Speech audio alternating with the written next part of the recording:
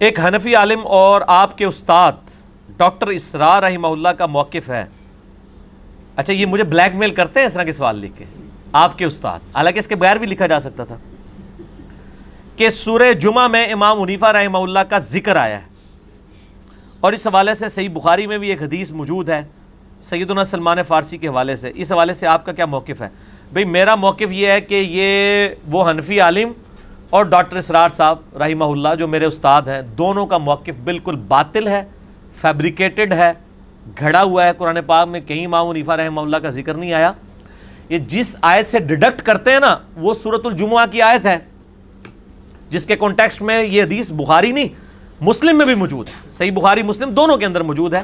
اور مشکات میں آپ کو 30 جلد میں صحابہ کرام کے جو فضائل والا چیپٹر ہے نا, اس میں آپ کو یہ حدیث مل جائے گی. آپ اس کو ایک دفعہ خود بھی پڑھ لینا.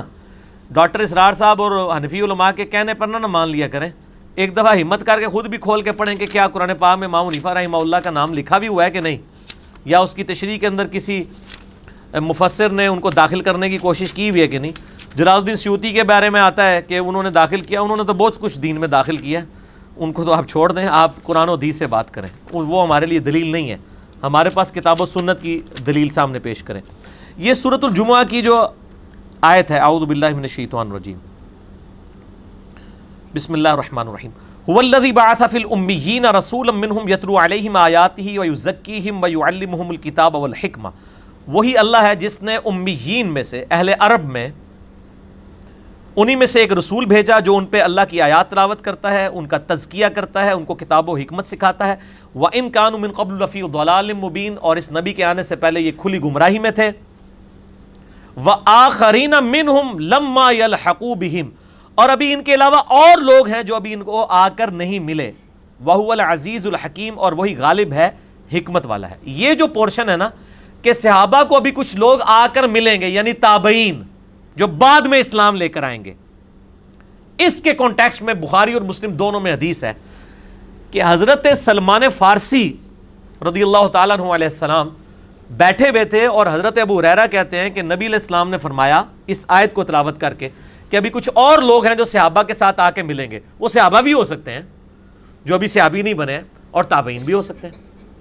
حضرت سلمان فارسی کے کندھے پہ آپ صلی اللہ علیہ وسلم نے ہاتھ رکھا اور فرمایا دین اگر ثریا ستارے کی چوٹی پر بھی ہوتا تو فارس کے لوگ وہاں سے بھی اسے حاصل کر لیتے.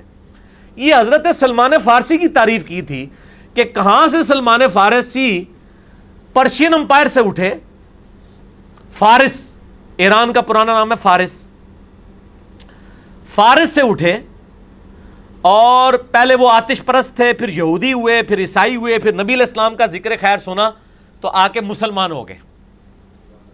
ٹھیک ہے جی, اسلام قبول کر لیا. تو نبی علیہ السلام نے ان کی تعریف کی کہ اگر دین ثریا ستارے کی چوٹی پہ بھی ہوتا نا تو یہ اہل فارس اتنے سمجھدار ہیں, یہ دین تک پہنچ ہی جاتے جس طرح کہ سلمان فارسی پہنچ گیا. یہ آپ کے بابوں کے بارے میں دی بات آپ نے گھسیٹ کے داخل کر لی کیونکہ آپ کو اجتہاد کا بہت شوق ہے نا. پہلے تو لوگوں کو بتائیے سلمان فارسی کی تعریف کی تھی, اور اس میں آپ کے لیے بھی جواب ہے. منو لوگ کہتے ہیں اے جناب پہلے بریلوی سی, پھر دیوبندی ہویا, پھر اہل حدیث ہویا, پھر فلانا ہویا, ان کا قادیانی ہو جائے گا. تو میں آپ سے بھی کہتا ہوں سلمان فارسی پہلے آتش پرست تھے, پھر یہودی ہوئے, پھر عیسائی ہوئے, پھر مسلمان ہوئے, اور اگر آپ کے زمانے میں ہوتے آپ کہتے ہیں انہیں نے قادیانی ہو جانا ہے. تو سلمان فارسی قادیانی نہیں ہوا تو انجینئر صاحب بھی نہیں ہوتے, بے فکر ہو.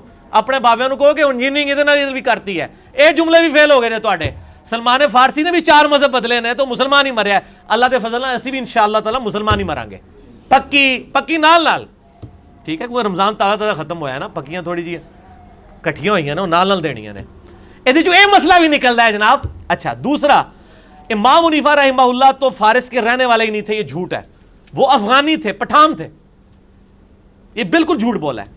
ان سے پوچھیں جو ڈیفینیٹلی ایران کے رہنے والے لوگ ہیں, ہم ان کو بتاتے ہیں میرے بھائی وہ اپنا کتابیں چھوڑ کے, یہ امام مسلم, صحیح مسلم ان کی موجود ہے. امام مسلم کا پورا نام کیا ہے؟ امام ابو الحسین مسلم بن حجاج القشیری المتوفا 261 ہجری. قشیریہ آج بھی ایران کا شہر ہے, آپ گوگل پہ سرچ کریں, اور جس کے نام کے ساتھ قشیری آ رہا ہے اس میں تو تم لوگوں کو شرم نہیں آتی ہے یہ فضیلت لگاتے ہوئے کہ اگر سلمان فارسی بھی یہ فضیلت لگنی تھی تو میرے نزدیک اگر اس کے بعد کسی بندے کے اوپر فضیلت لگانی ہے نا اہل فارس میں سے تو وہ امام مسلم ہے. جو کشیریا کے رہنے والے تھے، آج بھی اور ان کی کتاب بھی ہمارے سامنے موجود ہے. جن اماموں کے آپ نام لے رہے ہیں ان کی تو کوئی کتابیں بھی حدیث کی موجود نہیں ہے کہ آپ نے ان کو اتنا بڑا درجہ دے دیا. اگر آپ نے انجیکٹ کرنا ہی ہے تو امام مسلم کا نام لیا کریں کہ یہ ہیں جن کے بارے میں آیا ہے. ویسے تو اور میں آپ کو ایک شغل کی بات بتاؤں، 7-8 سال پہلے ہماری اس اکیڈمی میں قادیانی آئے اور انہوں نے یہی حدیث غلام احمد قادیانی کے اوپر لگا دی. آپ حیران ہوں گے. ان کا جی غلام احمد قادیانی بھی پیچھے سے فارس کے رہنے والے تھے اور ان کا ذکر قرآن میں بھی ہے اور بخاری میں بھی. میں کہ ہاں سبحان اللہ.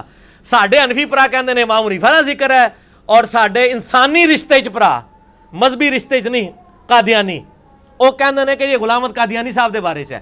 تے میرے بھائی دوئے جڑے نے دویاں دے دعوے جھوٹے نے. اگر کسی کے بارے میں ہے تو سلمان فارسی کے بارے میں تعویل خاص کے اعتبار سے، اور تعویل عام کے اعتبار سے امام مسلم کے بارے میں آپ کہہ سکتے ہیں جو واقعی وہاں کے تھے. امام حنیفہ رحمہ اللہ پٹھان تھے اور پٹھان ہونا بھی کوئی عیب نہیں ہے، مطلب نعوذ باللہ افغانستان کے رہنے والے تھے. امام ابو داؤد اور امام ترمذی یہ دونوں افغانستان کے ہیں. ترمذ آج بھی افغانستان کا شہر ہے، لیکن فارس کے اوپر آپ نے لگانا ہے تو امام مسلم کے اوپر لگتا ہے. لہٰذا یہ میں نے جواب دے دیا.